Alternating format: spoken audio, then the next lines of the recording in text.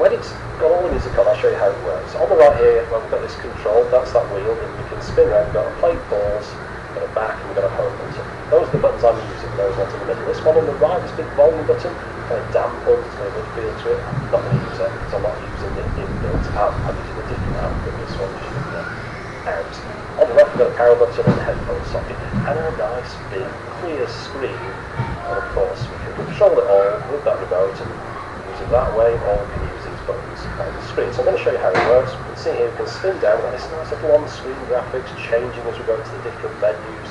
It's got a great aesthetics, this thing. It looks really nice. It's a beautiful piece of kit. So let's go into one of these things here. You see at the bottom, external input. That's if you're using it as a hi-fi device on its own. You can use those lines in or optical ins, and it will work as a really good digital analog converter. I'll go into the internet radio, which is something I've never really paid attention to before. I've had internet radios and never really liked them. However, this one, it's so easy to use. I've actually started using internet radio. You can pick your genres and things. I'll just go to the all stations here. Look how many stations there are to choose from. I mean, it's ridiculous. You could never listen to all of these.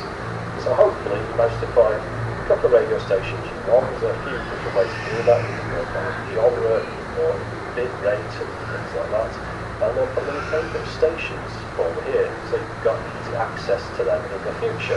So I'll put a few in there now. I'll just click on one of those. You can see it loads up, starts playing straight away. You get some really pretty decent quality. You can see the kilobits a second at the bottom there. Actually sounds pretty good.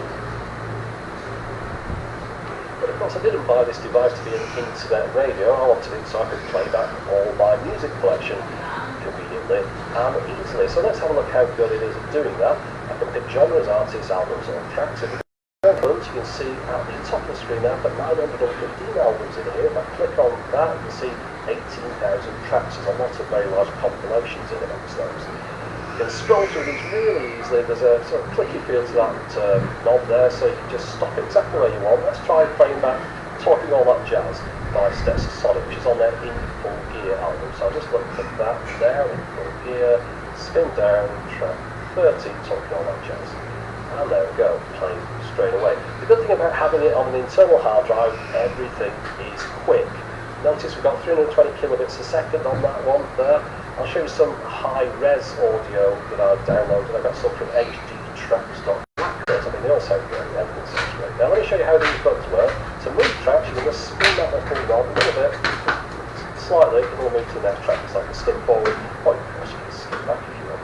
If you want to pick a particular track once you're in an album, spin it a bit, and you can see all the tracks off the album laid out in front of you, so you can jump down to any particular track you want to play. In addition to that, when you're playing, you can just click it in, and you've got the option to shuffle all the tracks on the album if you want, repeat them. You can add favourites where you can put a little heart next to something that shows you a little folder where all your favourite music collects. This DSE thing is supposed to make rubbishy sounding MP3 sound better by adding in extra detail. It does actually sound better if you've got a low kilobit rate MP3. We can also adjust the treble and bass here. I think that only really works though if you've got it played back through some speakers, not through another device like I have. You can delete tracks, of course, as well. Now, this sends me thing, I'll show you what that is. Let's just jump out of here, and I'm going to just use home button and press that a few times. So sends me channels are things where you can choose a kind of mood, I suppose, if you want. So let's see, the morning, daytime, evening, night, etc. You can see how many tracks are in each one of those. It's figured this out yourself. You're probably not always getting it right, but if you click on one of those things, let's go for midnight, it'll play something about the things you might want to hear at midnight, I suppose. Maybe for parties, things like that, sticking in a certain mode, just having play tunes in the background, I suppose. It's quite a nice little feature, although to be honest, I prefer to pick the record that I want to listen to. Just when I have a random record played, it's a pretty good option. Now you can also use an app with this. Of course I won't be doing this, I'm not interested in using an app, but the app does give you extra features as well. You can rename tracks and think about changing the genres and things, change the settings, but as you can see here, it works really well as well if you want to apps. And it enables you to get into the settings that you're actually using so far. But for me, this device is really all about the fact that I can now access every single CD that I've ever bought within my entire collection, but all mine by the way, it's kind of useless. They're all manual for those who are interested in So you just pick the record in, very easy, just click on that, and pick one of Steve Ruppert's classics. There we go, that was Living in a City. Just one of 18,000 tracks I can pick with a quick spin. Now YouTube comments tended to go ballistic whenever I've spent a large amount of money on anything. But don't worry, you don't have to buy one of these. I bought it with Prime and I'm very happy about it. It's just one of my favourite things. Anyway, that's it for the moment. As always, back to touch.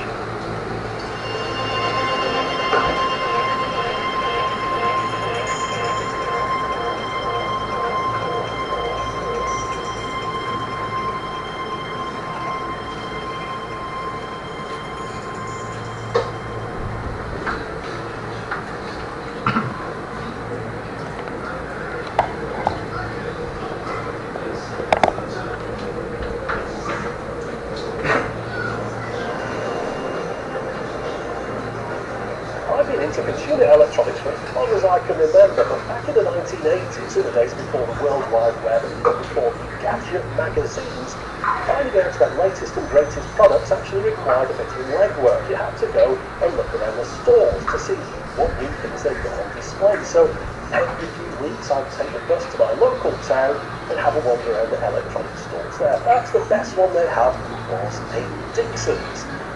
Now, every now and then, a couple of times a year, I get the opportunity to go to my new city, and they had a few more stores, most notably for me, Lasky's, which was like a more market Dixon's. It had some better quality things in there, and they also had a Boots Sound and Vision department. Now, Boots is a chemist, and most people nowadays just know it as that, but back in the 1980s they sold music and computer games and electronics and other things.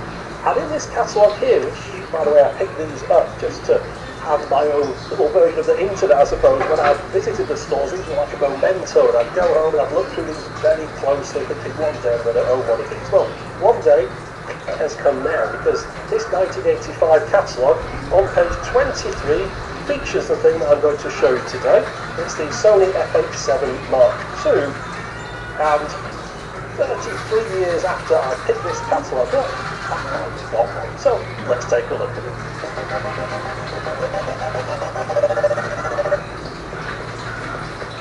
So here's the page out of that 1985 catalogue, and you see at the top left there, they've classified these compact hi-fis as shell systems. The FH7 Mark II is the one at the bottom right. And whilst this I realises on the page is a compact hi-fi, there's one thing that the other ones don't, and that's that it develops portable. It comes with a handle, although the fact it's got a handle doesn't mean it's the kind of thing that a beat boy is going to be carrying around on their shoulder along with a rolled up piece of wire on the other arm, because this is a heavy device. If you look at the bottom there, the weight is 15.1 kilograms, which is approximately 30 pounds. So whilst it's portable, it's only portable in the sense that you lift it up and you move it to another location, at which point you then plug it into a more power supply. However, if you really wanted to power it away from a plug socket, you could. You just have to buy a top-level DC power supply that enabled you to run the device from either a car battery, or this would hold 12 cells. Just imagine the weight of that when combined with the rest of the hi-fi. Now this unit would swap out the existing power supply on the bottom of the hi-fi, and if you're running off batteries, it would output at a lower volume to conserve the energy. You can see the top there. Maximum output is listed as one of the big 7 features. This is a very loud little hi-fi, but yes, if you're running off batteries, it would be at a lower volume, but those batteries will last for approximately 12 hours if they were half-light. You can also see there were a couple of additional colours available. We've seen the black one, the silver one on the left there, the red one on the right. I think we only sold that in certain territories. It's much more common to see either silver or the black. Now going back to that 1985 catalogue, it's the most expensive hi-fi in the store sold at the time. You can see at the bottom here it's £420 approximately, so that's what that converts to inflation nowadays, and it comes out to about £1,286. It was a very expensive little hi-fi. That, by the way, converts to about $1,674. However, despite the premium price, I believe this was a very successful product for Sony at the time, and they sold a lot of them. But all these years later, trying to find one that's probably working and in good condition could take quite some time. It certainly took me quite a while, but I managed to find this one for sale in Germany, and the advert made it look very good. It's obviously furnished as well, so hopefully it's functioning properly. And as you can see, the guys doing a good job with packing it up, all including the components are packed separately. It's even including the service manual. It's got a handle here, and the all-important metal bracket to the side, which not only hold the speakers to the device, but also hold all the components together. Right, so let's start putting this together bit by bit. Now, I've never owned one. I'm doing everything in the right order. To start off, we've got 4 leather fingers lined up with 4 indentations on the top of the amplifier. When you put one thing on top of the other, it's line up perfectly. Now, I think there are some of these components that the device would still work without. For example, the cassette deck, you could get rid of that. But this next one, you would definitely need one of these. This is the graphic equalizer, the source selector, and the volume control. You can see these ribbon cables are attached into the back of there, which connects up with the other devices in the stack. Now, again, the next thing is the radio tuner. I suppose you could get by without one of these as well. It would be a bit of a shame not to use it. It's got the proprietary connectors on the back, which attach up to a ribbon cable. So everything is in a nice stack there. It's just attaching things up to each other. You can see there's quite a bit of spare ribbon cable here, and the reason for that is you don't have to have everything in a sort of stack. You could separate these components out and have them side by side. You might notice that on some of the pictures earlier. Now, this ribbon cable came inside the box. Each part of this is labelled up for the components it comes into. So on the top it says ST78, that's the standard at the top.